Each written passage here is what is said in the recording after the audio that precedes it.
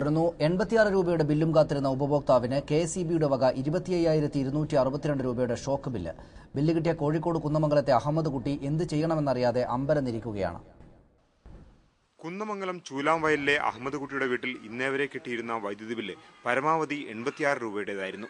ഇത്തവണ ബില്ല് കിട്ടിയപ്പോൾ അഹമ്മദ് കുട്ടിക്ക് ഷോക്കടിച്ചു. 25,262 രൂപ.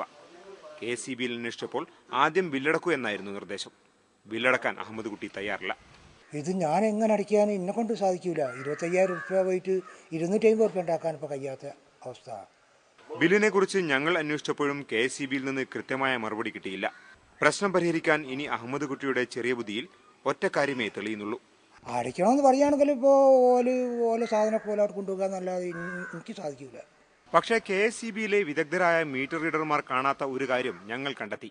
കഴിഞ്ഞ ദിവസം 4,683 ആയിരുന്നു മീറ്റർ റീഡിംഗെങ്കിൽ ഒറ്റ ദിവസം കൊണ്ട് അത് കറങ്ങി 5,684 എത്തിയിരിക്കുന്നു. 1000 യൂണിറ്റിന്റെ വ്യത്യാസം. ഒരുപക്ഷെ പ്രതിസന്ധിയിലായ കെഎസ്ഇബിയെ രക്ഷിക്കാൻ ഈ മീറ്റർ സർവ്വതും മറന്ന് കറങ്ങിയതാണോ ആവോ? ക്യാമറാമാൻ രാജേഷ് തകഴിയോടൊപ്പം ഷാജഹാൻ, ഏഷ്യാനെറ്റ് ന്യൂസ്.